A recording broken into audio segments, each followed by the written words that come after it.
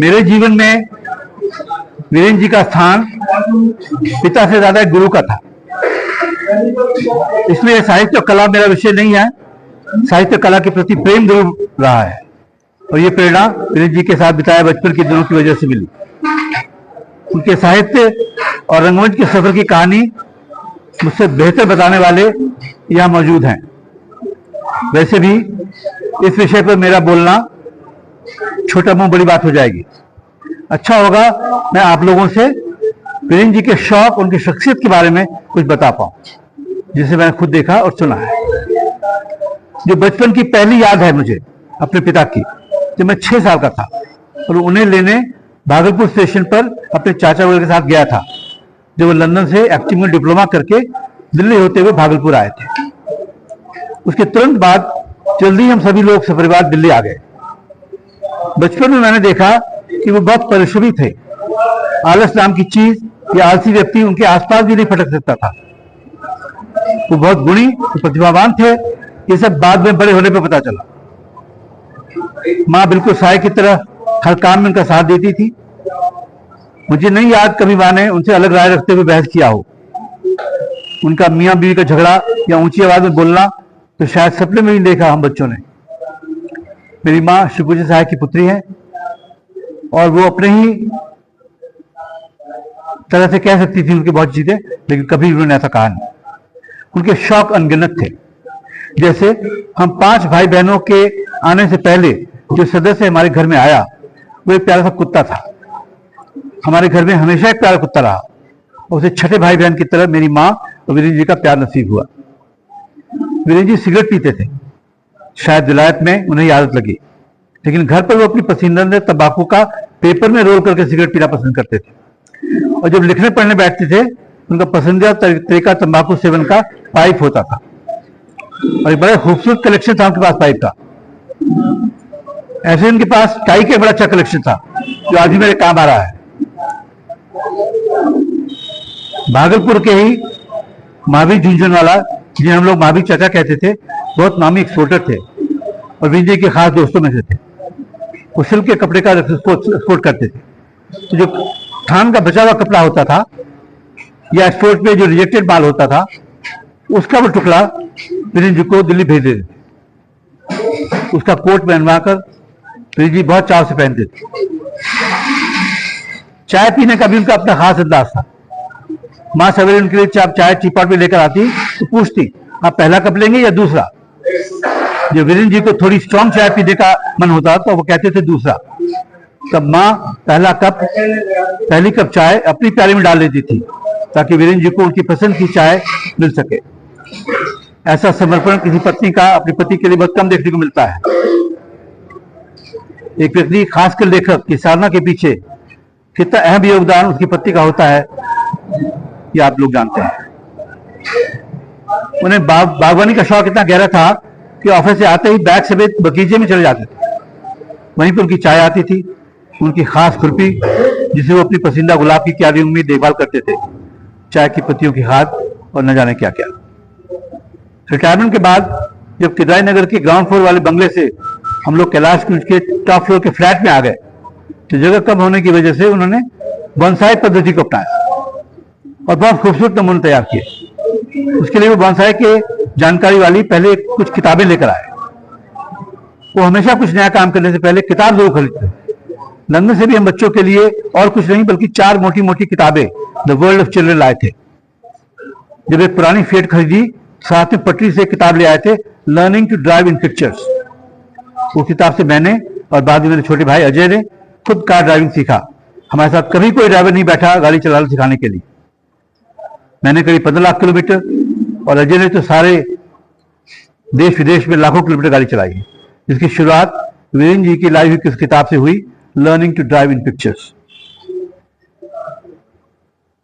वीरेंद्र जी को सितार बजाने का बहुत शौक था, यहां तक कि उन्होंने एक पेशेवर तबला वादक को 50 रुपए माहवार पे, जिनकी उनकी खुद की तनख्वाह 800-900 रुपए ही थी, रखा था, जो रोज सवेरे 7 बजे आकर 8 बजे तक उनसे सितार पर संगत देकर रियाज कराता था। इस 1 घंटे सितार बजाने के बाद ही तैयार होकर वो ऑफिस जाते थे। वो साइंस के विद्यार्थी थे। पटना यूनिवर्सिटी से उन्होंने बीएससी में डिग्री हासिल की साइंस के अलावा साहित्य और कला में भी उनकी रुचि थी। लिखना पढ़ना और पेंटिंग वगैरह में भी अच्छा दखल रखते थे। उन्हें जेल से, जहां वो 3 साल की कैद में थे, स्वतंत्र सेनानी की तरह पैरोल पर छोड़ा गया 1 दिन के लिए, ताकि वो अपना बीएससी का प्रैक्टिकल एग्जाम दे सके। यहां कुछ ऐसा हुआ कि उनके स्वभाव और तबीयत को दर्शाता है। उन्हें जो एग्जाम में एक्सपेरिमेंट मिला वो साउंड का एक्सपेरिमेंट था। उसमें एक फ्रीक्वेंसी को मैच करके दिखाना था, ट्यून करना था। वीरेंद्र जी ने उसे कुछ ही मिनट में कर दिया और इंतजार करने लगे कि एक्सटर्नल एग्जामिनर जो उस समय दूसरे स्टूडेंट्स के एक्सपेरिमेंट देख रहे थे कि आए। जब वो आए तो उन्होंने देखा कि ये स्टूडेंट पहले से ही करके बैठा है। उन्होंने उसे डिस्टर्ब कर दिया और कहा कि मेरे सामने करके दिखाओ। वीरेंद्र जी ने फिर 2-4 मिनट में उनके सामने ट्यून कर दिया। तो एक्सटर्नल एग्जामिनर ने कहा कि तुमने इतनी जल्दी कैसे कर दिया? तो वीरेंद्र जी बताया कि मैं सितार बजाता हूं और बजाने से पहले हर बार मुझे साथ मिलाना ही पड़ता है, तो मेरे लिए रोज का काम है, इसमें मुझे इसकी आदत है। तो एक्सटर्नल एग्जामिनर ने कहा कि ये तो अनफेयर एडवांटेज हुआ, मैं तुम्हारा एक्सपेरिमेंट बदल देता हूँ। वीरेंद्र जी ने कहा ठीक है, मुझे 10% एक्स्ट्रा मार्क्स दिलवा दीजिए और दूसरा एक्सपेरिमेंट कर देता हूँ। उस समय रूल ये था कि कोई स्टूडेंट अगर पहला चॉइस छोड़ करके दूसरी चॉइस ले तो उसके 10% मार्क्स कट जाते थे। इसी बेसिस पे वीरेंद्र जी ने वही फॉर्मूला लगाया। तो एग्जामिनर का ये संभव नहीं है। तो वीरेंद्र जी ने कहा फिर आप मेरा एक्सपेरिमेंट नहीं बदल सकते, मैं सितार बजाता हूँ, ये क्या कोई डिस्क्वालिफिकेशन है? बात बढ़ गई, बहस भी हो गई। तब इंटरनल एग्जामिनर ने समझाया कि सर जाने दीजिए, उसका लक है कि उसे वो एक्सपेरिमेंट मिला जो उसके लिए आसान साबित हुआ। वो जेल से आया है और इम्तिहान देने के बाद फिर वहां जेल ही जाना है। कहीं कुछ ऊंच नीच हो गई तो उसका कुछ नहीं बिगड़ेगा। आप बाल बच्चेदार आदमी हैं, सोच लीजिए, क्योंकि वो नहीं मानेगा। और यही हुआ, एक्सटर्नल एग्जामिनर को वीरेंद्र जी की बात माननी ही पड़ी। वीरेंद्र जी की ये आदत हमेशा बनी रही और गलत बात को उन्होंने कभी भी नहीं मानने को तैयार होते थे, चाहे कुछ भी कीमत चुकानी पड़े। ऐसे ही जब उनका तबादला भोपाल कर दिया गया था कुछ ऑफिस में आपसी अनबन के कारण, तो उन्होंने अपनी नौकरी की शर्तों का हवाला देते हुए उन्हें सीधे पोस्ट डिप्टी डायरेक्टर होने की वजह से हेडक्वार्टर में ही रहना था, ज्वाइन नहीं किया। उन्होंने कहा या तो आप हेडक्वार्टर भोपाल शिफ्ट कर दीजिए या मैं नहीं जाऊंगा। 6 महीने तक दिल्ली में रहे बिना ऑफिस जाए, तनख्वाह वगैरह भी रोक दी गई, लेकिन वीरेंद्र जी भोपाल नहीं गए। आखिर हार कर मंत्रालय ने एक नया पद क्रिएट किया, डिप्टी डायरेक्टर गांधी सेंटेनरी। ये सन 1969 की बात है और 70 में गांधी की जयंती थी। उसके 1 साल बाद गांधी जयंती थी और बहुत से सरकार के कार्यक्रम थे गांधी जी को लेकर। इसमें उन्होंने बापू के साहब नाटक लिखा, जिसे आज शायद मेंशन करने वाले हैं यहाँ। साइंस के स्टूडेंट होने के साथ साथ बहुत सारा काम खुद कर लेते थे। उन्होंने एक 8 फुट लंबा एक एक्वेरियम बनाया था ड्राइंग डाइनिंग के डिवाइडर के रूप में। खुद लकड़ी लेकर आए, फ्रेम बनाया, प्लास्टिक से ग्लास लगाया, 40-45 बाल्टी पानी डाला, 100 से अधिक मछलियां ली और एक्वेरियम तैयार किया। मेरी शादी के बाद जब मैं किराए देने का घर थोड़ा छोटा पड़ने लगा तो एक दिन अचानक लॉन में उन्होंने एक कुटिया बनाई अपने लिए, बिल्कुल सेज की तरह, लकड़ी के फ्रेम पर टाट के कीलों से जड़कर और पेंट करके। उसमें एक खाट और पढ़ने की टेबल और एक लालटेन थी बिजली के बल्ब वाली। दिल्ली में वो बहुत व्यस्त रहते थे। ऑफिस के अलावा अपने विषय के लोगों से मिलना जुलना बराबर रखते थे। उनके खास दोस्तों में अनिल विश्वास थे, जिन्हें हम लोग अनिल दा के नाम से जानते थे। वो अक्सर हमारे घर आया जाया करते थे, उनसे बहुत अच्छी बातें सीखने को मिलती थी। वीरेंद्र जी भी उनसे अक्सर सलाह लेते थे और उनकी बात मानते थे। उन्हें ऑफिस की तरफ से कई नाटक निर्देशित किए जिन्हें देखने का मुझे मौका मिला। जैसे शुरू में मालती माधव, जिसमें अर्चना मोहन ने मालती का रोल किया और वो बहुत अच्छी डांसर थी। तो एक दिन घर आई और विजय से पूछने लगी उन्हें बंबई में फिल्म में काम करने का मौका मिल रहा है और यहाँ सरकारी नौकरी है दिल्ली में, कैसे छोड़ दूं? तो वीरेंद्र जी ने सुझाया कि छुट्टी लेकर कुछ दिनों के लिए मुंबई जा सकती है। अगर काम नहीं पसंद आया तो वापस दिल्ली आ सकती है अपनी पुरानी जगह पर। मुंबई जाते ही उन्हें प्रोफेसर फिल्म में हीरोइन का रोल मिल गया, वो भी शम्मी कपूर के साथ। उन्हें अपना फिल्मी नाम कल्पना रख लिया। उसके कुछ वर्षों बाद तक वो जब दिल्ली आती वीरेंद्र जी से जरूर मिलती। बाद में उनकी कई सफल फिल्में आई जिनमें देवानंद के साथ 3 देवियां बहुत चर्चित रही।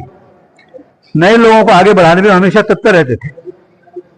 शायद उन्हें इस बात का ख्याल था कि कैसे जयप्रकाश नारायण, राम वृक्षपुरी, आचार्य शिवकुंज साहब और जैसी माथुर जैसे गुणी लोगों ने उन्हें भी नवयुवक के रूप में प्रोत्साहित किया था, जिसकी वजह से वो आज इस जगह पे पहुंच सके। उसी कड़ी में उन्होंने लक्ष्मी नारायण लाल के नाटक का निर्देशन किया जिसमें उन्होंने दिनेश ठाकुर को ब्रेक दिया, उन्होंने अहम किरदार निभाया। अपने रामचरितमानस शो के लिए राज बब्बर और नादिर बब्बर जैसे कलाकारों को आवाज रिकॉर्ड करने के लिए इस्तेमाल किया। मुझे भी उसमें राम जी की आवाज देने का सौभाग्य प्राप्त हुआ। यशुदास जब इतने मशहूर नहीं थे, उनकी आवाज को अक्सर मद्रास में रिकॉर्डिंग में इस्तेमाल करते थे। ऐसे ही रवि घोष को संगीत में, तापा सिंह को लाइटिंग में और अनगिनत युवकों को काम देने में वो हमेशा तत्पर रहते थे। अनिल विश्वास, फैज, विलायत खां, कमलालाल जैसे लोगों से उनके गहरे और घनिष्ठ संबंध थे। शायद इसलिए कि ये लोग बेबाकी से अपनी राय रखने के लिए जाने जाते थे। ये बात वीरेंद्र जी को बहुत पसंद थी।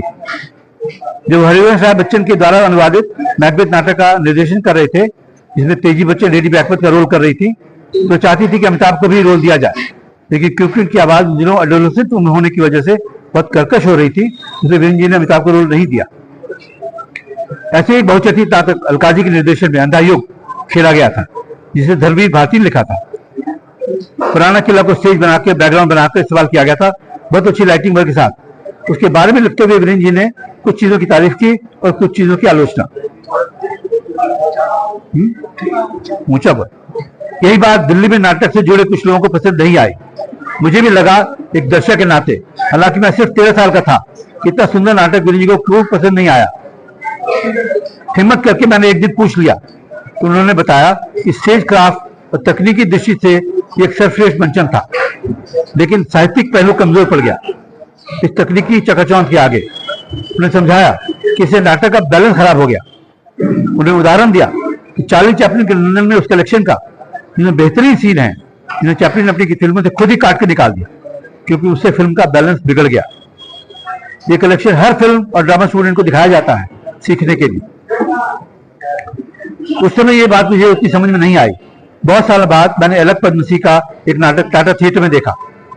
उसमें भी स्टेज सेटिंग और लाइटिंग बहुत उम्दा थी और मुझे नाटक पसंद आया। तभी मुझे पृथ्वी थिएटर में मौका मिला नाटक तुम्हारी अमृता देखने का। स्टेज पर सिर्फ 2 कुर्सियां, सिर्फ 2 एक्टर, फरूक शेख और शाबान आजमी, और बस डायलॉग। कितना प्रभावशाली और सटीक परफॉर्मेंस था। इसे देखने के बाद वीरेंद्र जी की 35 साल वाली पुरानी बात समझ में आई कि नाटक में सिर्फ नाटक नहीं होता है, स्टेज सेटिंग और लाइटिंग का, उसकी रीढ़ की हड्डी उसकी स्क्रिप्ट होती है, कहानी होती है। इसीलिए वो कहते हैं कि बिमल राय की फिल्में देखो, सिर्फ सत्यजीत रे की नहीं, मशहूर नेता दिलीप कुमार, अशोक कुमार, नूतन वैजयंतीमाला जैसी अभिनेत्री, सलील चौधरी या जिबर में जैसे संगीतकार के बावजूद जो चीज याद रहती है जहन में सिनेमा हॉल से निकलने के बाद, वो फिल्म की कहानी होती है। ये विमल दा का कमाल था। वो साउंड एंड लाइट के बीच पितामह थे। हजारों परफॉर्मेंस उनके द्वारा निर्मित साउंड लाइट शो के हुए हैं। अपनी बात कहने में वीरेंद्र जी को जरा भी झिझक नहीं होती थी, क्योंकि सच्चाई और किसी भी चीज को अच्छी तरह समझ लेने की इच्छा का ही नतीजा होता। जैसे कुछ लोग सितार की बात करते समय पंडित रविशंकर की बहुत तारीफ कर रहे थे। कुछ देर उन्हें सुनने के बाद वीरेंद्र जी ने पूछा कि इनमें से कौन सितार बजाता है, तो पता चला कोई नहीं। तो वीरेंद्र जी ने समझाया कि रविशंकर बहुत अच्छा सितार बजाते हैं, लेकिन उनसे अच्छा बाएं हाथ का काम निखिल बैनर्जी का है और अच्छा दाएं हाथ का काम विलायत खां का है। अब इससे लोगों की राय अलग हो सकती है, लेकिन जो बात गौर करने की है, वीरेंद्र जी की अपनी समझ थी, उनका अपना पैमाना था और उसे हार करने में कोई संकोच नहीं रखते थे।